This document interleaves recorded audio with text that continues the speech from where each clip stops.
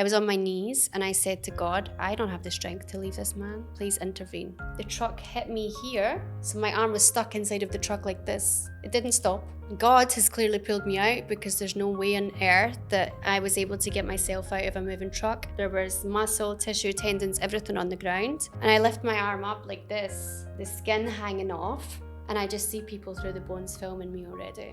My whole identity was just gone. Welcome back, beautiful souls, to Liberate Your Bliss, and I'm Chelsea, and today's episode is probably one of the most powerful, raw, and divinely led conversations I've ever had the honor of sharing and sitting with. Today, I'm joined by Charlene, and her story is nothing short of miraculous. While she was living here in Bali, she was in a horrific scooter accident in the remote north of the island, far away from hospitals, far away from help, and with no one coming to save her. So imagine this.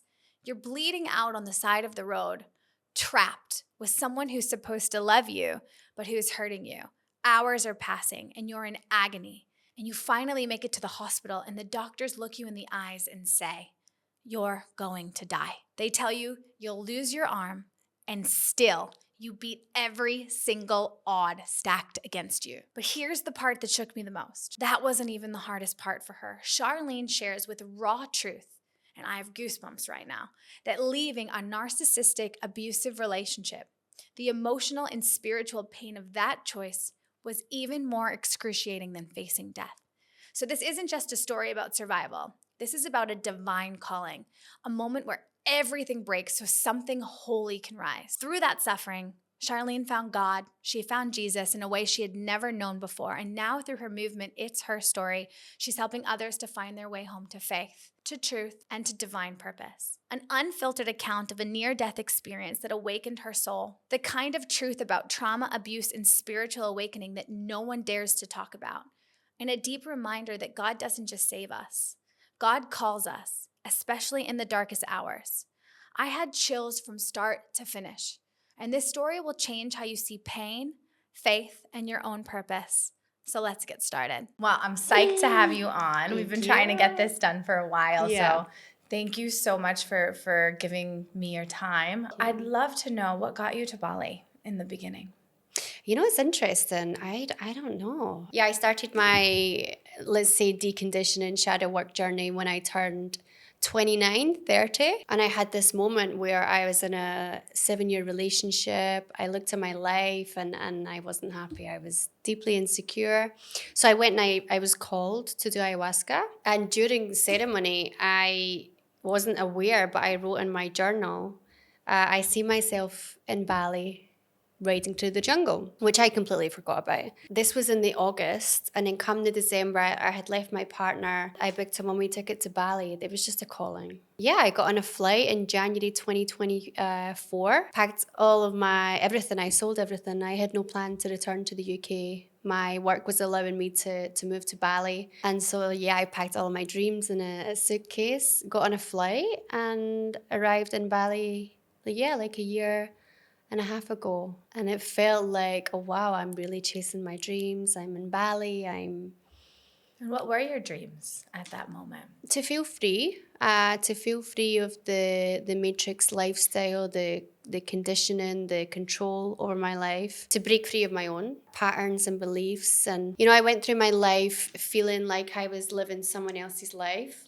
And you'll probably relate to this, but when you have, let's say, a gift, we all have gifts, right? God gives us all a gift. You have a lot of people around you that don't want you to use those gifts. And so they put you into this box, right? When I was young, I became a world champion at dancing. I became a champion at running because I needed love. And it's the only time that I got love from my dad. I spent my whole life being on a pedestal by people, being called beautiful. And I wore all those masks. I played the dumb blonde, the pretty one, the loud one, the nasty one. I played all of the masks. But the truth is, deep down, I was deeply insecure and I was seeking out love that I didn't get from my parents in relationships. And I knew all of this. And I still continued to do that until the age of 30. And that's when it was a year of COVID actually. And I was like, oh, something is going on here in the world. I could see straight through it.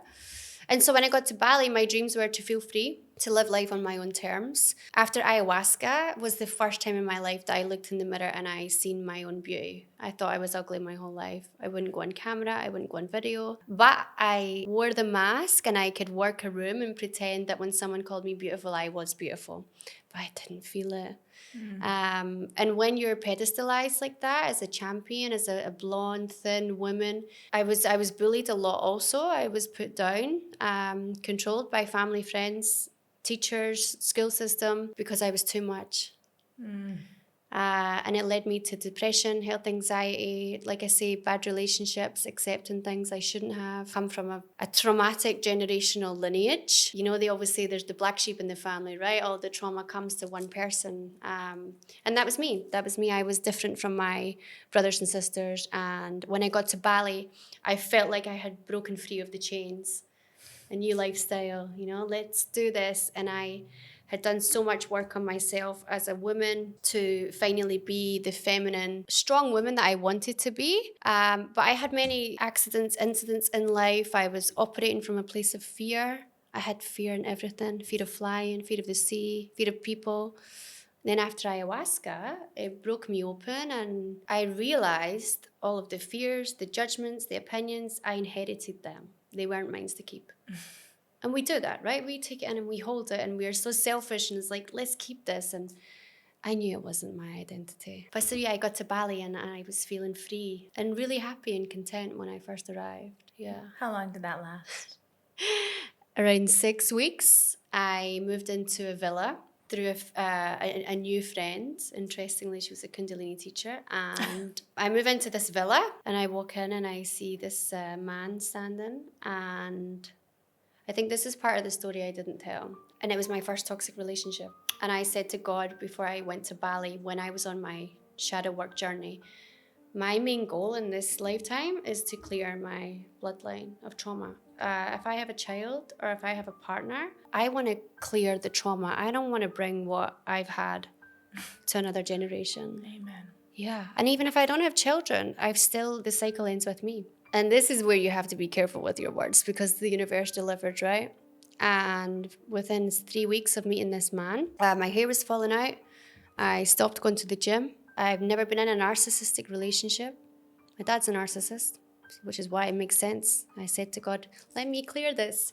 And the universe put me in a situation where I'm with a narcissist. He has 2 children, and I seen myself in the younger daughter. I was literally in my own family dynamics, seeking love that I didn't get as a child. Because the only time I would get love is when I'm on stage winning championships, right? So yeah, I was in survival mode. Within 3-4 weeks, I totally lost myself. I didn't understand what was going on. I was confused. And really quickly, that woman who arrived in Bali, like, you know, smiling, happy, I've done all this work, God was like, no, you have more to learn, more to give if you really want to be the woman that you say that you want to be, that you are. But that chemical bond that you create in that relationship, what I seeked out, what my parents had been through, was excruciating, I think is the word. It's horrible. And I find it really interesting how creation works, right? Like, I did a similar thing. I made a vow that I would be the light in everyone's darkest hour. Love that. And when love that, but how fucking exhausting and how painful. And all I've done since I've stepped into my role here in Bali is fight darkness, and I'm so tired. Yeah. So I actually recently did some decree work to remove that vow because that's an impossible goal to be the light in everyone's darkest hour. I will never, ever be able to do that because we live in a world of polarity. I'll just stay in the darkness. So we do have to be careful with our words, you know? Do you think you were doing that from a place of love, or do you think that, because we sound similar, I felt like the light in everyone's darkness. Everyone I met had something to learn from me, but no one was there to save me. I was always there to save myself. But do you see that if we become the light in everyone's darkest hour, we rob them of the breakthrough that we had of becoming the light. We're saving them. I just got goosebumps. Yeah. So and we can't. And I started to see that I was trying to play God. Yeah. I was ego healing, and I had to humble myself. And I love how you use the word pedestal, because when anybody we pedestal is avoiding something that we have in ourselves that we see in somebody else. And in order to bring it down, we have to shit pit. And that's why beautiful women get bullied. Yeah. It's a really awful thing. And the pedestal as well that we put our fathers on, and we want their love more than anything. And I find that women put men on pedestals more so because, again, look at the system we've been built in. Our fathers leave, they go to work, we need them to come home. Now, fathers aren't taught that nurturing love, or, mine's very nurturing and loving, but he was working unless I was a star in the play, unless I was winning a soccer game, unless I got straight A's. Like that's, same as you. Yeah. It was like this ongoing need of perfection, of performance. And it was so exhausting. Yeah, and I always craved that validation, like everywhere I would go, because I was able to wear the masks. It was like I was needing to walk into a room and feel the most beautiful when I felt the worst, and my closest friends would say, Charlene, we see you, that's not you. But for me, because I became world champion, everyone knows me and I know everyone. When I felt like my worst is when I was hiding away in my room, binge eating, biting my nails, health anxiety, chasing men, trying to control men just to get love. That's the reason why I decided to go on this journey of breaking the cycle. I will not do that to whether it's my own child or if I take on someone else's kids, whatever it is. That's a goal of mine. And I believe that we can achieve that, but we have to be that example. 100%. Yeah. And you do have to clear the generational You have to go trauma. through it. Yeah. And we carry, as women, 7 generations of trauma in our womb, 7. And if you look at actually what that means, it's not just 7 times 2, which like it was 7 times 4. There's 2 grandparents on each side that each had 2 grandparents that had 2 grandparents. It's an exponential. You're clearing layers and layers and layers of pain. And all of that pain, what I think is missing in the healing world is people are trying to cut it, which ends up shaming it. What we're trying to do is return it back to the heart. We're trying to learn to love it and understand it. So let's go back to you. You then, you grow up in this really toxic situation that you've seen. And then in order for you to heal it, what do you have to do? Experience it. Yeah, of course. Once you experience it, then you can relate and understand and forgive your mother for choosing your father. Because look, you did the same thing. And everyone that's excited, I just got goosebumps again. Everybody that's going through this awakening journey, you're starting to see how creation happens. We watch, we see, we do. And then it's a choice. Are we going to continue to create that way or not? And then we have to make that decision. I'm not going that way. I'm finding my own way. But in that healing, we have to forgive all of that pain that was handed down to us through our bloodline. And that is actually a gift. Oh, it's a beautiful gift. It's a painful one. Like you said, it's really painful. And people don't talk about that, We see a lot of things on social media about generational trauma and clearing. I can see clearly that people aren't actually embodying it. Not only are we carrying the 7 generations, but then as women, when we sleep with men, when we make the same mistakes, we are carrying the trauma from these men on top of our generational pain. Or not even men. Let's say we have an energy exchange with a friend or we take on something. So we're actually taking on way more, right? I try and coach younger women about this, like be aware of the energy exchange that you get when you have sex with a man. And so, I get to 30 and then I meet this man, my first toxic relationship. The minute I sleep with him, my life got dark. Demonic attacks, dreams. I've never experienced anything like this. And I remember saying to God within the first month, what is going on? Deep down I knew, because I could see my family dynamics. Oh, that was the part that I missed. When I got to Bali and I was spending my 33rd birthday in this beautiful jungle villa, I treated myself. And I knew the year 33 was going to be huge. I didn't know it was going to be what it was, which is the best thing that ever happened. And I opened this journal that I didn't even know I brought, the one from the ayahuasca trip. And I seen the sentence, I see myself in Bali riding through the jungle. So I was supposed to be here. Everything that's happened to me happened divinely beautiful, by design, by God. It was hard, obviously, but yeah. How long were you in that abusive relationship for? I was in there for 4 months before the accident. Did the accident end it? Yeah. Tell me more. Yeah, so we were in this relationship for 4 months. Lost myself. Charlene was gone. We were breaking up every week. I think this is how these relationships go. I've never had it, right? Love bomb. I didn't even know what love bomb Abandonment. was. Love bomb, abandonment. Value, devalue. Yeah. And before him and during him, when I would do like my mushroom trips, I would always get the same message coming through. Charlene, stay on the path, stay alone. This is not for you. Leave this man, blah, blah, blah, blah, blah. We ended things 1 week before the accident, and he threw me out because we lived together, and he came back and he said, hey, I've booked a week of healing in Ubud. Let's go and do some meditation. He said to me he understood that I was right about everything. His resentment towards women, his lack of respect from his father caused all these problems. He was also in a 12-year, severely narcissistic, abusive relationship from a woman. So he had like Stockholm syndrome. And he brought those traits to me. I don't believe he was narcissistic at his core. I really don't. He understood that he was bringing it to me, but he didn't have the tools or the knowledge. He had 2 children he had to look after. He had a lot of pressure on him. But he had the same traits as, our parents that because we seek that out. So we went on this week-long trip of healing, and he said, I booked this treehouse in Cinnamon. You know Cinnamon? So we were going to climb the volcano, Mount Agung. And we had the best week we ever had. There was no arguments. There was nothing. It was beautiful. And I was like, oh, wow, this could really work. But just before that, it's important to state, I was on my knees and I said to God, I don't have the strength to leave this man. I really don't. I need you to help. Please intervene.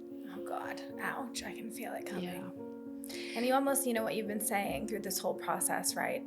Sounds like even through the mushrooms and the healing journey, God was with you the whole time. And I think the signs, it's like a little feather. Yeah. You're going the wrong way. Yeah. Poking you. You're going the wrong way. It gets a little louder. Now you're thrown out of your house. Yeah. You're going the wrong way. Yeah. And then it takes something so big. And look at what your words again. Please intervene. Yeah. And he was there. He was there the whole time. And so we go to this treehouse. I rescue this little kitten. Things feel really good. And interestingly, 2 weeks before, and this is for women out there who are ignoring their intuition, ignoring their body, your body will give you signs that someone's not safe. My hair was falling out. I was sick all the time. I am a world champion dancer. I don't get sick. I look after my health. But my body was screaming at me, my womb, everything. And this is a huge part, and this is what I want women to understand, is that when they start to see these symptoms, it's time to go. I know it's hard, but all of this was happening to me, so it was all new. So the first time we tried to climb the mountain 2 weeks before, I got dengue fever, typhoid, and norovirus at the same time, so I couldn't climb the volcano. Then I go back with him. We got on the bike, we have our camping stuff, we're on separate bikes, and we go to this camping site and it was shut. And he said, okay, let's try around the corner. And interestingly, I looked around and I seen this man standing with an arm, like a half an arm, like a quarter, like this. And he was just looking at me, and I didn't think anything of it. It felt pretty dark. Anyway, we come around the corner. I stopped the bike. I said to my ex, I don't feel safe today. Can you take the kitten? Because I just rescued her. I knew what was coming. I knew everything that was coming. I just did a lot of work yesterday, like trauma release work, so I don't know how emotional I'll get, because usually I can tell the story and I'm okay. I'm here to hold you if you do. Yeah, and we come around the corner. Now, as you know, Canggu is busy, right? In Cinnamon, it was just me and the truck. I'm on the bike, and there's the truck next to me. We're on like a hill. There was enough room for me to get by, but something stopped me. And when I stopped, because I'm on the hill, my feet didn't reach to stabilize. The truck hit me here. I should have fell this way because the truck hit me this way. But for some reason, the bike went left, but I went right. And I went inside the truck to here. You can see how far my arm was inside. Above the wheel, it didn't go over the arm. So you have the wheel, the arch.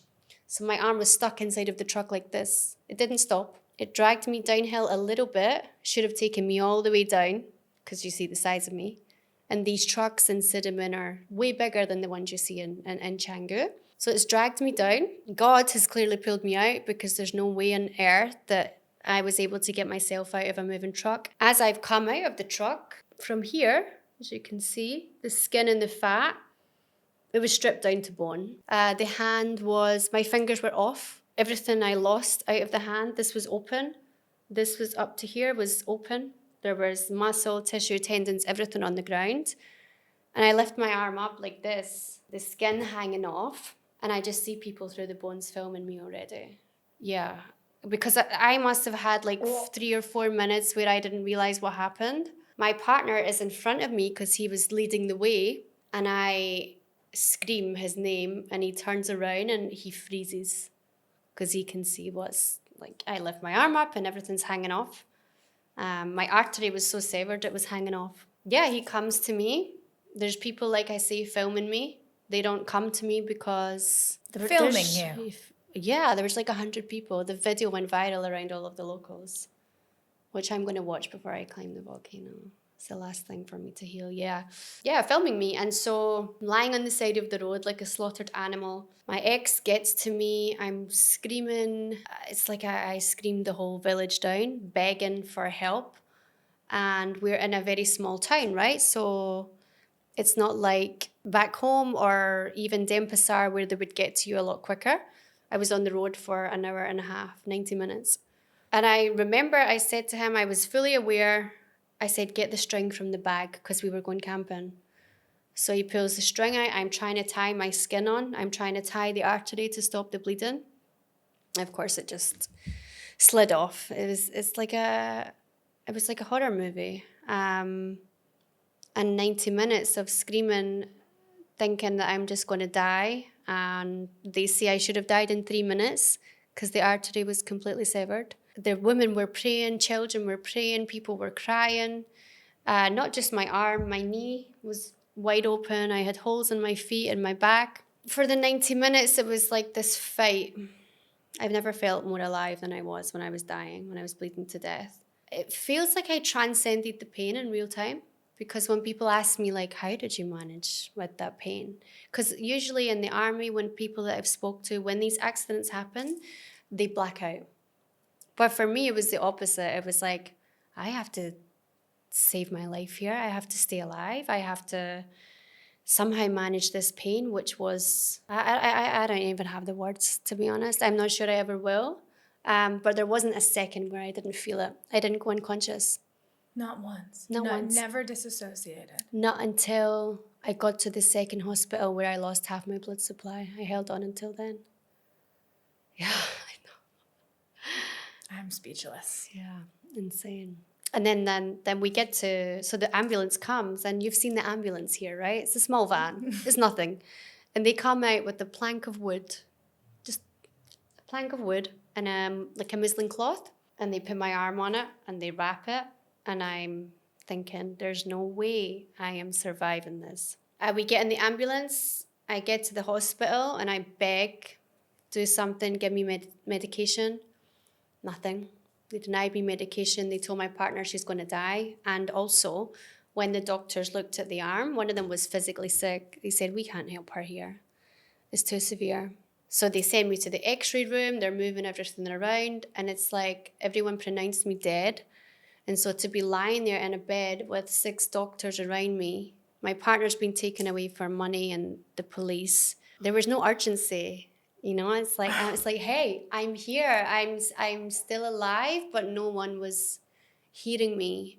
And I actually heard them say, like, there's no chance she's living. The artery is gone. It's severed, which again makes no logical sense when you think about when a main artery is cut.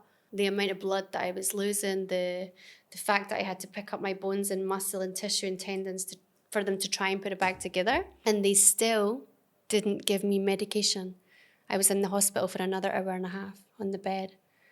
And they said, if she gets accepted to the main international hospital, then we will send her there. But it was almost like, but she'll be dead within that time, you know?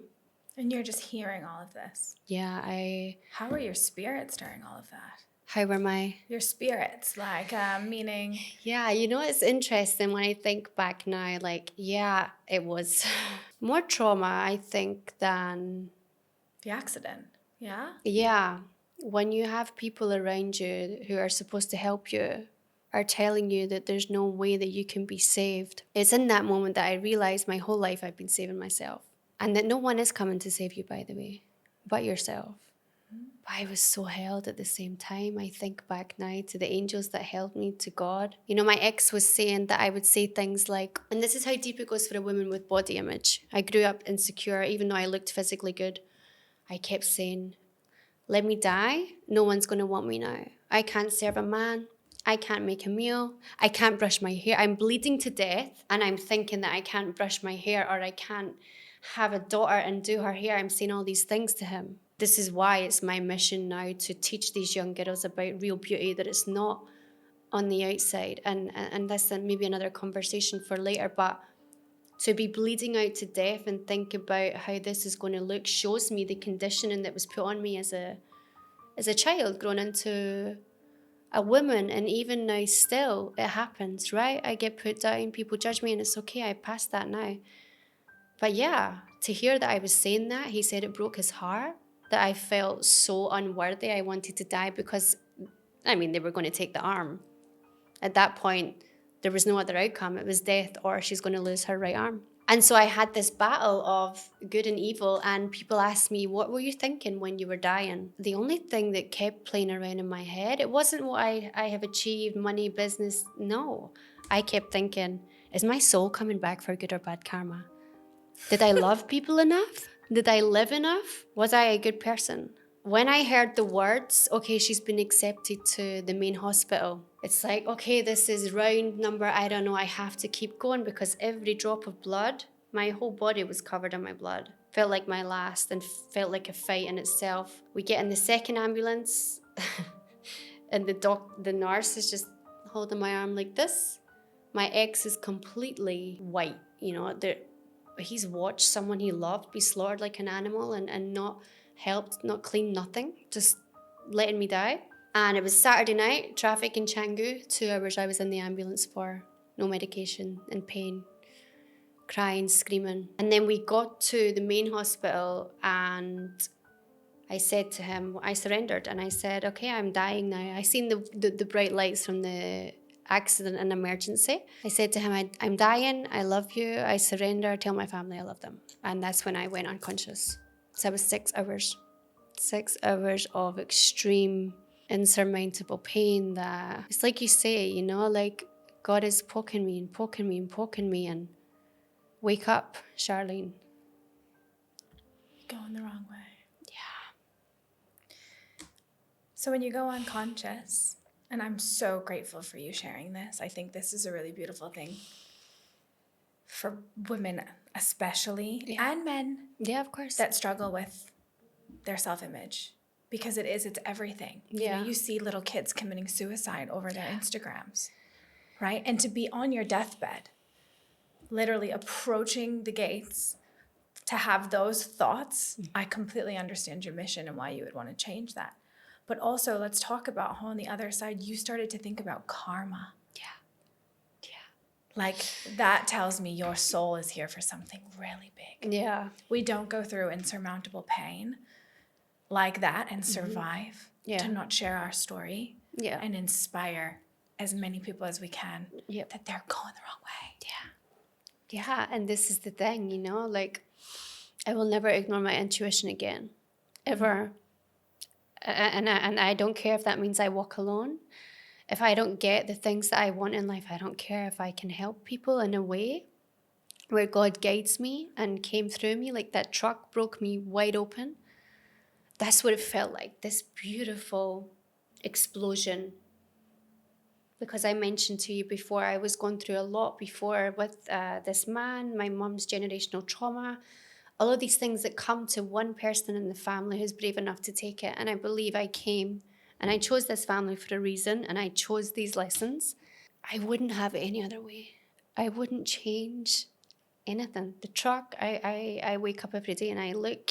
When I got to Bali the second time round, my balcony looks onto Mount Agung, which is not a view you see easily. God placed me to look at this thing every morning. Yeah, as a woman, it goes so deep. And for younger girls, I have a 16-year-old sister, and I'm terrified for the way she views beauty And the reason I got my scars out so quickly when it was really extremely hard was for other women, you know? Other women. I'm coming back to Bali, a place full of supermodels, fit people, and I have to do it. I have to get my scars out. I have to deal with the fact that I can't cut up my food as a 33-year-old woman. My independence was gone. I woke up with labels all around the UK, disabled, she's losing her arm. My whole identity was just gone. I woke up from surgery. I mean, for the first few days, I wasn't aware of myself. I was overdosed on fentanyl, ketamine, and tramadol. I got a drug addiction from the accident, and there was a whole lot of things that happened. When someone loses a limb, you know, you lose a limb, that's your outcome. There's no other outcome. But when you wake up in hospital and you're being told over and over that you may lose your arm next week, it sent me, you know, insane. I was begging them, please don't take my arm. Just please don't take it. It will be okay. And then it went from the arm. All of these miracles happened. And going back to the karma, this partner I was with made me believe that I was this evil, narcissistic woman. And I believed that genuinely because I was mirroring back the abuse that I got, which I understand now. But when the insurance company failed and they say the bill is £150,000, in 2 days around the world, 4,000 people donated that money to save my right arm. It makes no sense because there's kids that have cancer. There are people that don't reach their targets for years.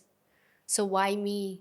Just some woman that's decided to go to Bali. And I probably don't know 3,000 of those people. I want to mirror that question back to you, though. Yeah. Why you? Before the accident, when I would speak to people and I would share my light and the love that I have for the world, I said this one thing. Whatever you do in life, if you do it with love, it's the law of reciprocation. It will come back and save you. And it happened to me in real time through these 4,000 people. Love saved me. God, angels, and these 4,000 incredible people who've seen something from my Instagram photos. I don't know what they've seen in me. I don't know. Chelsea, I don't know. I understand that people tell me now that my light shines through and my power. But that took a truck for me to get there. It even goes back to the beginning of this story that you shared about, you know, waking up, seeing that, like not waking up, getting off that bike, seeing your arm and seeing people videoing you. Had that video not happened, maybe it wouldn't have reached the 4,000 people as well. You never know, right? Mm-hmm. Like that video or the people videoing, that could have shared as well in the impact of that accident, right? So there's always a positive in everything, in the negative, and there's also negatives and positives. It's always in balance, the duality, right? The dance between them both. Yeah, you're so right. The butterfly effect is like, wow. But that was hard. When you wake up out of surgery and you're confused and your face is all over the news and this label of disabled, which I don't conform to now, I did. I went on the journey and I accepted what people were saying about me. And, you know, I was in hospital for a month there. I had 4 major surgeries that should have killed me. They overdosed me on drugs. I had a drug addiction. I wouldn't eat. I wouldn't sleep. And this partner of mine was making my life hell in the hospital. But I got through all of that. And then, of course, the money that was raised, they had to take me back home because they were trying to take off my hand. They were trying to take off my fingers. There was a whole load of things going on. I was half of this size. I was 42 kilograms. How did they transfer you to UK? Wheelchair through Dubai, Emirates, because I had to learn to walk again. I lost all my muscle from the accident. They thought I had brain damage. My body was covered in infections because I had fentanyl in my vein 24/7 for 4 weeks. That would have killed the average person. I don't care how healthy you are. I had another miracle. God was with me the whole time. The amount of miracles that I even receive every day now, but at that time I couldn't see. Even with the money that came through, I wasn't thinking about, oh my God, these people have saved my life. I'm thinking, how do I save my right arm? How am I going to live my life? How do I serve a man? All these questions that just kept playing over and over, which told me the insecurity was still there and how I looked. I hadn't really healed that through ayahuasca. I didn't really feel as beautiful as I was telling people. And God always tests you on these things. You speak these words out loud, you're going to be tested. So be careful. Words are spells. I always say that. 100%. They transferred me home, wheelchair. I got back to the UK. Everyone's heard the story. They're waiting for me in hospital. I go from a private hospital where I have people around me 24/7 to no one's allowed in apart from visiting hours. So I see my family, and that first night where I had to sleep on my own, God, I just wanted to die. I would have done anything to get a hold of pills and just, I mean, I was on 30 pills per day, but something stronger to kill me. But that was the only night. When I woke up the next day, I have voice notes on my phone that I find it was so beautiful. Like, I'm saying, no, Charlene, you've got this. Like, you're going to survive this. You're doing this for your family, for the people around you. Then within a couple of weeks, the UK doctor said, we can't help you. I'm sorry. We don't know the damage. The doctors have not given the right notes, all of these problems. We just have to let you go and do physiotherapy and see what happens. It was in the hospital that I said to them, I'm coming off of these drugs. And they said, if you do that overnight, you will have epilepsy, you will have brain damage, because it's like a drug addict coming off of fentanyl. I said, I don't care. And I did it. One night. I stopped taking the drugs. I woke up. I didn't take any drugs. I had hundreds and hundreds of stitches in this arm. Another miracle. This is skin on bone from my leg. They were so sure that the graft wouldn't take because it's such a huge part. And also they left me without skin for a day and I had no infection. God on my side again, because the money didn't come through. So I had hundreds of stitches and I said no medication, no painkillers. Every time they would undress my leg, it would take a new layer of skin. I don't know why I wanted to face that without medication, but I knew the medication was killing me on the inside. I hadn't touched medication for 10 years before. I'm in the natural world. I don't believe in the system that way. But of course, in these situations, when it's life-threatening, you have to take it, right? I came off overnight. I lay down on the bed the next morning and I looked at my pupil. I had just been to the toilet and I could see that this one was like this, completely blown up. This one was super small. And I remember I said to God, have you really just put me through all of this to kill me now that I decided to come off of the medication? Because I thought I was dying on the bed. And I closed my eyes and then nurse, she touches me. Charlene, are you awake? I said, I've came off of them all. I've stopped taking them. They send me for a brain scan. They call my sister and mum. They say, we think Charlene's got brain damage because I started to lose my memory also. But I knew deep inside of me, I have to do this with these drugs. And then came all the withdrawals, the nightmares, the sweats, the arguments with my partner who's supposed to love me and support me at a time like this. He was still in Bali because he has kids here. So we were FaceTiming, like a time difference. But you have to understand, like, as you will know, like when you're in a narcissistic relationship or in a trauma bond, it's a cycle that we go through, the same as a drug addict. So I've had the chemical bond from the narcissistic relationship, the explosion, and then I've created a deeper chemical bond with this man because he was at the accident. So I'm shutting my family out to say, hey, you don't get it. He was there. He's the only person that understands. My family don't like him anyway when they meet him. They are terrified of how I'm going to be after this. And then I have the trauma in the brain from the drugs and the accident itself. But I continued. I was collapsing. They kept me in hospital. And I just said, discharge me. I want out. I want to heal this on my own. I didn't take any anti-anxiety medication. I said no to all of it. And every single day after that, when I went for physiotherapy and they're moving my bones around and skin, everything is open, I did all of that without medication. All of it. Yeah. And I was happy. 4 weeks after the accident, I was at home. I was being looked after. I was being cared for. I started to come back to Charlene. I was trying to do a plank when my arm and hand was like this. What you see now is a miracle compared to what you would have seen. There's no way that this should be like this. Even doctors said I would never use my hand or arm again. And then my ex came to get me in Scotland. People thought I was at home healing. I wasn't. He took me to Bangkok. And on the first night, he threw me out on the streets. I didn't think the story was about to get worse. Yeah. It got a lot worse. He was going through his own trauma. He has kids. He had just seen the person he loved be slaughtered like an animal. He just lost his dad. There was a lot going on in him. And he couldn't handle it. And I'm coming off of the drugs, right? So I'm having episodes also. But as a woman who had insecurity her whole life, to be abandoned or feel abandoned after a disability is the loneliest place I've ever been. So what happened after that? After you're thrown out now in Bangkok? Well, he took me back the next morning, and I wasn't working. I didn't have money. I lost everything. I still created this fear that I would lose my right arm in some way because I was still healing. I should have been in therapy. I should have been at home, being cared for. I'm on a flight.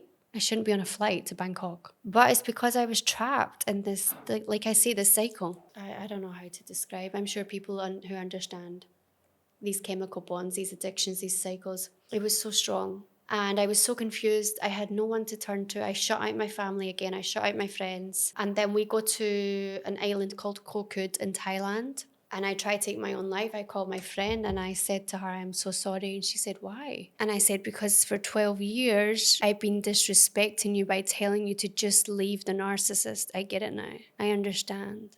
And I just broke down. And she said, Charlene, you don't sound right. What's going on?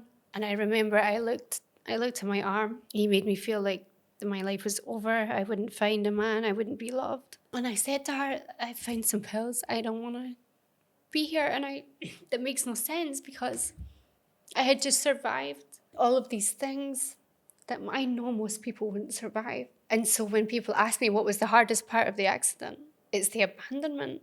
It's not the truck. I can deal with the pain. It's not the surgeries. I dealt with all of that. I went through everything without medication. It was the depth of the abandonment that I felt from someone I thought loved me that I want to take my own life over that. Biggest thing I want to ask is, when did you realize that all you've been doing is abandoning yourself?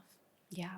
And that's the beautiful part. So you don't look like somebody sitting across from you right now that's going to abandon herself again. No, never. So to be sitting across from you in the light that you're shining and the person that you are, the full acceptance of everything, it shows it's such a huge testament to what healing can do. Yeah. And that you can heal and you can leave. And there's no fucking excuse for staying. No. There's no zero. excuse. Your intuition is off. Your body's saying, no, get the fuck out. Yeah. Don't meet a truck and meet the end of your life again. It's really dangerous, these relationships. Yeah. And you have to, the biggest thing for me was taking the accountability. I got to a point in my life, I don't judge anyone. I don't blame anyone. I forgave him also. I met him 3 weeks ago at church and he held me and I forgave him. I had to forgive myself. I had to own up to the fact that I had a part to play in this because I accepted it. He didn't force me into anything. And when I teach people now, when I coach people, we have to have this responsibility and ownership over our own life. Because I was stuck inside of a truck and doctors couldn't even help me. And I said to him, thank you for saving my life. It was me. I saved my life. I went through all of that. And God, it wasn't him. And that's a testament to my mindset, my strength, the woman I was before him and the woman I am now. Honestly, the truck is the best thing that ever happened to me. I wouldn't change my scars. I wouldn't change anything. Him, I wouldn't change any of it. Suicide, none of it. I would have it all the same way, and I would do it over and over again if I can help people in these situations. If I can help people accept themselves the way they are, and work on your heart space more and your soul, rather than the world that we live in now that's so superficial, and all of these young girls looking up to AI edited images and suicide over the way they look. God gave me a real reason to be insecure. And when I first arrived in Bali in February, I was hiding. My arm was bandaged up. I was going to restaurants, ordering food that I could eat with my left hand. I couldn't even hold a coffee cup. I still struggle now. And I missed a key part of the story. There was a point in October where he put me out again and I never seen him again. I went and I stayed in a guest house for 3 months and I isolated and I took mushrooms every single week. I looked at the photos of my arm, all of the songs that we had together, like you do when you break up. I looked at everything. I didn't hide from anything. There wasn't a moment in that where I suppressed any emotion. Felt it. Yeah. I think that's a huge thing to really nail home is we're so afraid of someone abandoning us that we begin to abandon ourselves and we start running. Yeah. Running from the grief, the heartbreak. We're avoiding the heartbreak. And by avoiding the heartbreak, you bring on this onion, right? It's like, oh, I know this heartbreak is going to hurt. We've been down that road before, because inside each one of us is a little girl that's had their heart broken and doesn't want to feel that again. Yeah. So you start running and you start trying to become who you need to be in order to get love. And that comes with shame, wrapped up with guilt of not playing that role perfectly, because even every role you play and everything you attach yourself to, you're never going to be that perfect role because you're not that role. You're more than that. Yeah. You can't be that. So then wrap up some fear of not performing, wrapped up with anger of having to perform. We just become this big onion of emotions. Yeah. And under all of it, every client that comes in to see me, under all of it is just a broken heart. Yeah. And that does suck. I'm not saying it's not painful, but the running and the wrapping it with all the other stuff is so much more painful than just sitting looking at the mirror and saying, I'm afraid of being alone. Yeah. And what is being alone? You know, like, what is alone and why is that scary? Because in the end of the day, I crave alone time now. Yeah. The thing I was so desperately running from, I can't get enough now. Yeah, that's beautiful. And that's exactly how I feel. And that's who I was before the accident. I by human design, I'm a projector. I need my alone time. I need to recenter. I need to regain my energy. But in the period of the 3 months, I would have done anything for anyone to touch me, to tell me I was alive. I had no family, no friends, no one around me at all. In a time where it could have sent the average person insane. You know, a lot of people go through these traumatic incidences and they never come out of it. They turn to drugs, they turn to anti-anxiety medication, they become a victim. I knew I wasn't a victim. I was a victim of circumstance. I could see the bigger picture. I know why God did this. I didn't question it, not once. There was a 2-week period where I would say, why me, God? Why me? After that, okay, it's me. But I still have to feel all of this grief. I still have to deal with the identity. And I feel like my identity was shifting every day. And those 3 months, the loneliness, I can see why loneliness kills. I don't want anyone to, that breaks my heart to know that there are people out there. This realization of, wow, I get it. You know, and I've been lonely my whole life, hiding under this. And I say to people, when you hold on to pain, it's a selfish act, really, when you think about it. It's like people, they take pain and they make it their home and they don't want to break free. You have to let it flow through your heart, because on the other side is beauty, and that's life. We are going to have pain. I see pain as an opportunity. I love it now, right? I'm like, oh, there's difficulty in that. Okay, let me grow. Let me keep growing into the woman that I want to be, to transcend this, to help other people, because that's why God saved me. But yeah, we hold on to pain and we cause ourselves more suffering by creating this in our body. And the only way out is literally letting it flow through your heart. Otherwise, all of the memories and everything gets stuck here. And you cause this matrix of suffering, this prison that no one else has caused but you. And that's hard to hear, I understand. And when I do talks and when I tell people, you are causing your own suffering, I had to physically get myself out of a truck to realize the suffering I caused in my life, to understand. And no one's coming to save you. I say it all the time. I say everything that's being created is being created by you. Yeah. Your thoughts create your feelings, create your actions, create your life. Change your energy, change your life. But it takes feeling feelings and listening to your body. Because I'm telling every woman out there, every man that's in a narcissistic relationship, you're having signs, little signs and symptoms. It starts with, I've gut wrench. I'm worrying about things. Oh, my heart is pounding, thinking about where they are. Oh, I have a really bad headache today. Like you said, the hair falling out is like next, right? That's the second stuff. You start to see that the adrenals are fatigued. And your body is this amazing vessel. That's really pulling you back to the present moment. If you could just pay attention to the present moment, I'm not safe. We could make a lot of decisions by that. And what I really see happening is a lot of people operate from their no, right? Everyone's just stuck in fear. So they're operating out of that fear.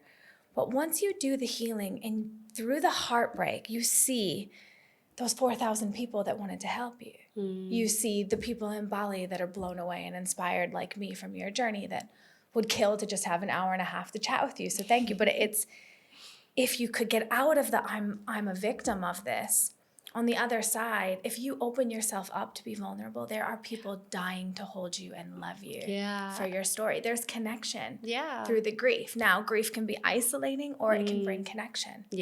No, And it's a choice. it is a choice. It's a choice of how you want to look through the lens. Yeah. How do you think you really healed from the narcissistic relationship? What was the big thing that helped you get your nervous system out of that?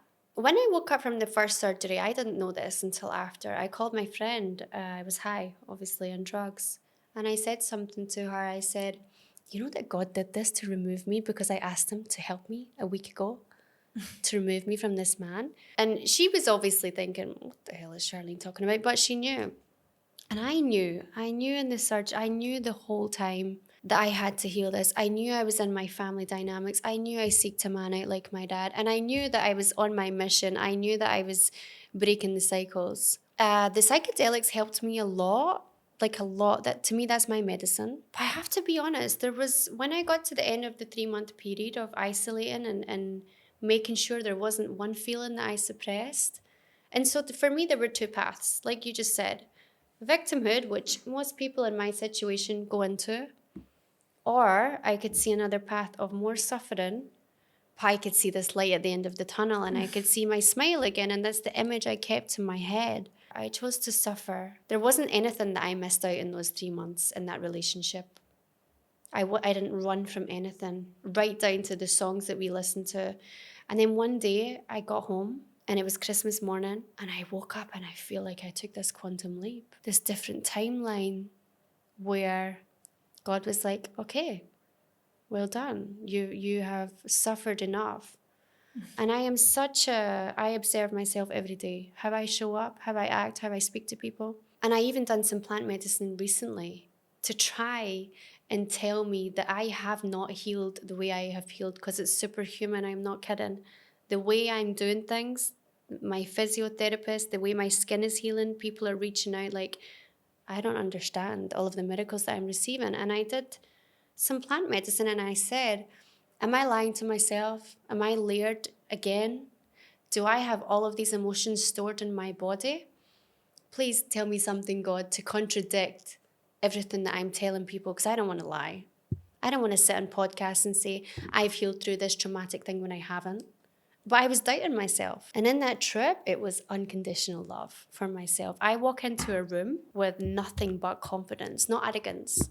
It took me 33 years to walk into a room and feel beautiful as a woman. Not how I look. I'll always look after myself physically. But this quantum leap of praying so hard to release this from my body and understanding the way I process trauma, I can't visualize. And people who can't visualize often deal with trauma a lot easier because they don't have the mental images stored in their brain, right? And this is something I was learning. I kept questioning it, like, I need to know if I'm showing up as a lie. Am I wearing a mask? And I can honestly say, sitting here, the work that I've done, the depths of hell that I've gone to be the woman that I am now, with confidence and walking in my own path, even if that still means alone. I understand that, we are all connected. I understand that there are people that want to reach out and give connection, but it still feels lonely. When you face death like that, your whole perspective on life changes. Everything changes. And I don't know how to describe it because I don't know anyone else that's had an experience like that. But you see things differently. You see people differently. And the one thing I promise myself is when I look around and I see everyone running from something or towards something and no one's here, I made a commitment to God that I would be present every single day. I don't care if I lose everything again, as long as I stand in my truth and I still work towards becoming a woman that is an example to the next generation, to the next 7 generations. And that is healing and that is feeling, and it is a gift to be able to feel your emotions. I think it's the biggest gift that we can allow ourselves to have. But like you said, everyone is so afraid. I look around and everyone's closing their heart and I'm like, it's through this. When you also dissolve the ego, that was my goal, and you work through your heart space, we can change the whole world. And it's funny how people say, and even like being careful with the words dissolving the ego, because our ego is a creation of everything that we've been conditioned with. Yep. And its only job is to try to keep us safe from what we're afraid of. But we're deciding our fears, right? Yep. So what's been really beautiful for me in understanding the heart space, which is where most of my healing is now, it's like, let's see what emotions are present keeping me from this. Yeah. And then once I'm in that heart space, how can I make my ego work from my soul instead of my inner child or instead of my generational pain?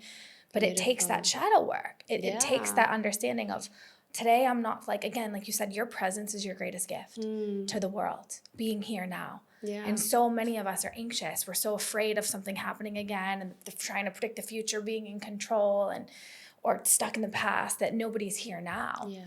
But when you can actually be present and in the present moment have a sign like, oh, I'm not safe. Okay, cool. I'm not safe. That's okay. Yeah. I'm not safe. I'm going to ... But it's about not running and facing that. And I love that you have taken that pledge to sit and face that, because honestly, an emotion lasts a maximum of 90 seconds when I sit with it. It's really not that scary once I start doing it. Now, I'm not going to lie, through my journey of working through shame and sexual abuse, like, I'm never healed. Like, I keep looking for this end when I'm going to be healed. And like, from even the body shame, all of it that comes from that. And it's just like this journey, right? The spiral journey where I meet deeper layers of the same thing, but every time it becomes a little bit easier. Yeah, and that's the thing. It's like the light is so much closer and my pillar is so much more open that it's not so scary. Yeah. So if you could give, I think there's two big things I'd love for you to give some insight into, because there's really two paths that I see you being unbelievably impactful in, is, narcissistic relationships and body shame and the image. Yeah. For anyone that's in a relationship like that right now, that's struggling, that feels, they may be a victim of narcissism. Yeah. What's the first step to getting out? I think the first thing is understanding that it's okay. Because I think what happens is that we know we're in these things and we create more shame. And then we become afraid to speak out. So first of all, it's okay that you're in that, and understanding that there is a way out. And I was only in this relationship for 9 months. I can't imagine if someone's been in it for 12 years. But actually, the truth is, I watched my parents do it for my 33 years. So I've been in it my whole life. I just was intimate with someone on that level. So first of all, it's okay. And like you said earlier, it's a choice. There's always a choice. We have a rebirth every single day that we wake up. Just please don't stay in victimhood, because you're not a victim. Like I think we victimize ourselves. And if we don't have the awareness to step back from ourselves and observe the 90-second emotion, we become stuck in this perpetual cycle. So first of all, it's okay, seek help. It's okay to ask for help. There's no shame in asking for help. There's no shame in being in a narcissistic relationship either. I can't say, like I said to you, I called my friend and I apologized, because I was so ignorant towards the pain that she was in and trying to understand that pain. And when you say seek help, from who? Friends, family. I don't know if you're the same, but I've always been the person for everyone. The person that people call, when they need help, but no one's there for you. And if you're in that situation, I understand, because I didn't ask for help. I didn't ask for help. I actually retreated. But I still knew in my spirit, I knew inside of me that I will overcome this. But unfortunately, when the abuse goes deeper, and I can't speak for that because I haven't been physically abused or anything, I've seen it. It's like a drug addict. You have to take the step forward to ask for help. Yeah, and I think there's fear in that sometimes. Of course. If you ask for help and you get abandoned there, then what? I mean, then that's activating the same abandonment. I see a lot of this, she has abandoned. As women, we have abandonment through our lineage. We were treated in a certain way that's came through to us. Every single woman. Yeah. There's a fear, there's rape, there's abuse, there's all these things that we are carrying. And so even boys, we have abandonment. When your mother doesn't feed you on time, whether she means it or not, you feel abandoned as a child. You feel abandoned in the womb. It comes from way before. So don't feel shame around abandonment. We have all been abandoned. I really want to nail that one. Yeah. Because it's stop making excuses for the feelings and saying, oh, my parents did the best they could. Yeah. That is the worst thing you can do for your healing journey is say, oh, my parents did the best they could. Oh, but my mom went through this. Yeah, of course. Now on the other side of the emotional healing, yes, we want to have that conscious awareness, but we don't spiritually bypass the feeling, and we have to validate. It's like at some point, you have to leave that story. You have to let go. And you have to let go of it. Yeah, because otherwise we stay addicted to the story, the emotions. And I want to point that out, that people say to me, you're crazy for going back to Bali, for facing this, for getting on a bike, for facing a truck. I knew from my studies in neuroscience and the woman I wanted to be, if I didn't heal this, if I didn't suffer and put myself through the fire more than I did, I am going to become addicted to this cycle. I've just asked God to help me clear my bloodline of trauma. I can't stay addicted to the fact that I got hit by a truck. I can make jokes about it. And I don't care. And so, yeah, you're right. There's so much shame in admitting. I hear people say I don't have any trauma, and I look at them and I'm like, darling, coming out of the womb was trauma. And the word trauma causes trauma. Stubbing your toe, you have trauma in the body. We all have it. And I don't know what kind of world we would be in if we didn't have it, actually. And it's like, become friends with your shadows. Stop feeling your darkness is this evil thing. No, you dance with it. Duality, you accept it and you handle it.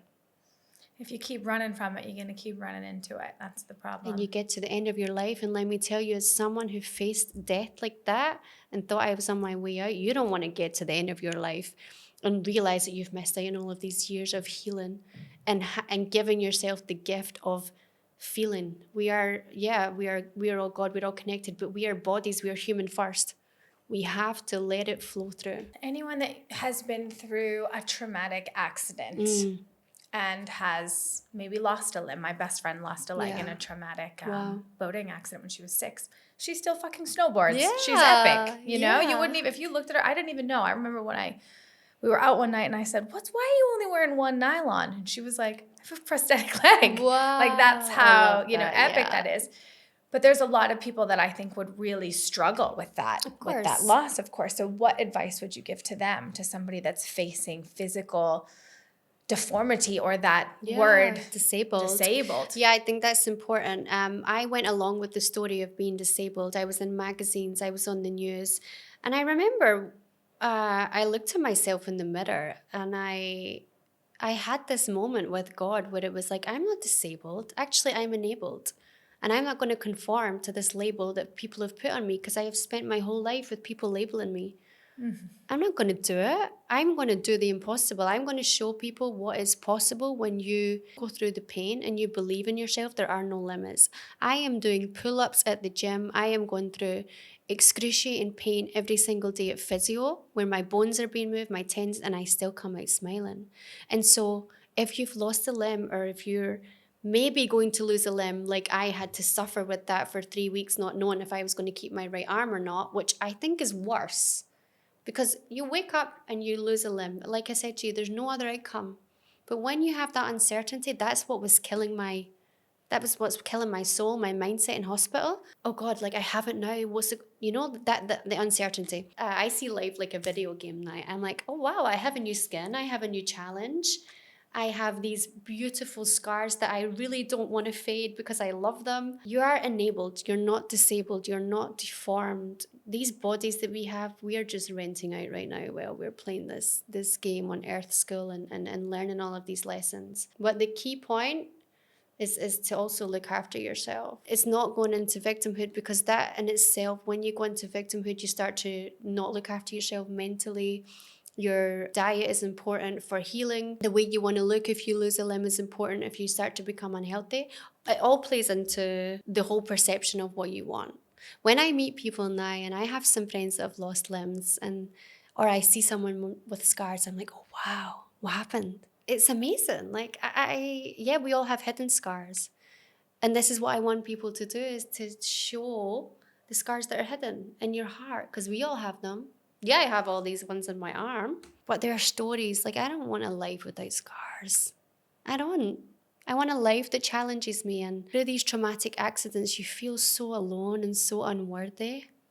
When actually, I feel people like this are chosen for a bigger purpose, to help other people in some way. And I think we're all chosen by God. We're all special in our own way. We all have our unique talents and gifts, but few people answered the call to be the messenger, to transcend the pain, to show the scars. I don't care what pain I have to take in life, Chelsea, if it helps other people, and it is, and I'm inspiring younger girls, I already feel successful. Yeah. I really, really do. And at the end, when you're facing that actual death, you can look and you can say, I answered the call. Yeah. But I answered the call. Yeah. And I think that that's a beautiful point, is like, looking back, I wouldn't want what I went through from my worst enemy. Yeah. But I would go through it again. Same. It's like, I For don't sure, want for you to have to go through it. No. So here, let me show you an easier way. But if I had to go through that to help people, then I would do it 10 times again. And that's what I love about your story, is that, you know, you own it and you're grateful for it. And that's what I mean. If we can look at our life's challenges and life's pains and the scars as opportunities to share them, you know, like Instagram doesn't have to be this everything perfect thing. I share my ups, my downs. Somebody commented on my post the other day and said, "You're a walking yo-yo." And I said, yeah, everyone's a walking yo-yo. Well, There's some days I wake up, I don't want to fucking live. Yeah. And that's okay. It's okay. I know why? it's going to Because get you're better. feeling, you're allowing yourself to feel, and that's the greatest gift that you can give yourself, which most people don't. So you will get scrutinized for that and you'll be judged. But the way you just said, yeah, I am beautiful chaos. I am destructive. We are chaotic. We are humans here all trying to learn. We're all trying to find our way. You know, when I face death and I look at the world now, I just see all of these hurt children that are just trying to get back to the womb for safety. We're thrown out into the world, all this trauma. We don't know how to handle it. We just want safety. Actually, we can give that to ourselves. That's the most important thing, is you can only give something to someone that you've given to yourself. Yeah. So our parents that were never safe from their parents that were never safe, that were never safe. It's like, okay, at some point someone has to break the chain, find safety in themselves, meet a person that also has found safety in themselves, have a baby and give them safety, and we change the world. And it's not as hard as it looks. No. It's just choosing yourself, listening to your intuition. If your body says no, it's a no. If my body says no, it's an absolute no, no matter what. Yeah. Like you said, I don't even question it anymore. Yeah. I've gone through way too much pain from the little feather taps that I listen now. Yeah. I'm present more. What is next for you? How can people get a hold of you? How can people see what's, you know, coming up in your world and ways to work with you? I have the same dream and the same vision over and over. I see myself on stage, not about me, not about my story. I want to hear people's stories. And I'm working on that. I want to travel around and be a speaker, be what I've always wanted to be. And part of that is sharing my pain, like yourself. It's sharing your story and opening up the space. And I will continue with coaching. My mission, and I always say this, is I believe the truck, I believe all of it. I was sent here to help people return home to their heart, to make better decisions in life, to keep shining my light, to keep smiling through the pain. Honestly, still surrendering to God's plan. I have to stay present every day, and that's where the magic is, and the unknown. It's like it goes back to the pain. We hold on to it. You are denying yourself miracles. You're denying yourself possibilities that are out there. If you just feel it and let it go. I want to help children in a way through charities. In 5 weeks' time, it's going to be a year that I was hit, and I'm climbing the volcano. I'm choosing to do the hardest route, which is 19 hours, and it's hands and feet at the top.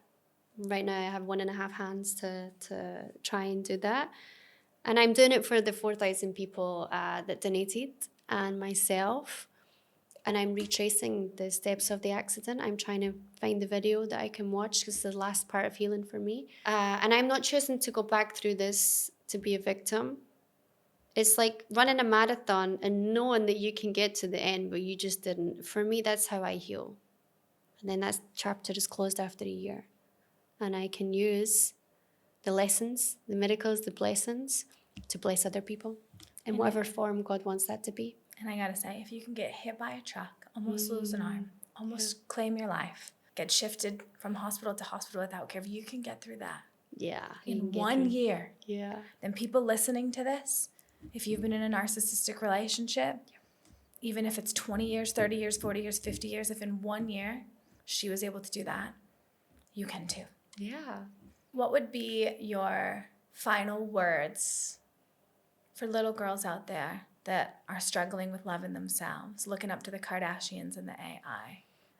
If you could tell that little girl inside of you that started this whole journey of not feeling like she was enough, what would you tell her? I would tell her that I am proud of her. She's always been enough. She's always been beautiful. And I want to say this because this touches my heart for my sister, that we are already whole. We're not broken. We're not broken. We just have things to learn. In a world where everyone wants to look the same, be unique, be you. Because that authenticity, that beauty that shines through when you don't have to wear a mask or try and dress up like an AI model or a Kardashian, is liberating.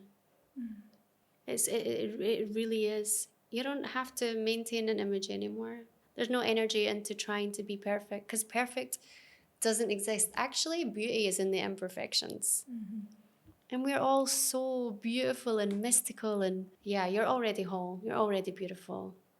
Amazing. Well, thank you. Your vulnerability is your greatest superpower. If anybody hasn't told you that, I am so grateful for having you on. I know that this will definitely help people. So keep sharing your story. Thank you. And keep sharing your light. Thank you. Take a deep breath, because that was not just a story. That was a testimony. Charlene's experience being left for hours with no help, being told she wouldn't survive, being told she'd lose her arm, and still rising, not just with life, but with purpose, is the kind of divine miracle that reminds us what we're really doing here. And yet she told us that wasn't even the worst pain. The pain of choosing herself, of walking away from someone who had torn her spirit down. That was the crucifixion that gave birth to her resurrection. Her story proves that God is not just in the light. He is in the wreckage, in the waiting, in the whispered, "You're not done yet." So if your heart cracked open today, and if you're wondering how to come closer to God, to your truth, to your own healing, I invite you to start with Shamanic Reiki Level 1, the first attunement for liberated energetics, because Reiki is more than energy healing. It's a path of remembrance. It's where I first began to feel the love of God moving through me, through my hands, through my breath, and through the quiet moments where I finally felt held. And our next Reiki 1 training is coming soon, and it's for those who feel the call to reconnect with something bigger than themselves, who are ready to heal and to be of service in a deeply sacred way. Don't let something this crazy happen to bring you to your awakening. Step forward if you feel the call now. So until next time, remember this: you are here on purpose. Your suffering is not the end. And when God calls you, it won't sound like comfort. It will sound like truth.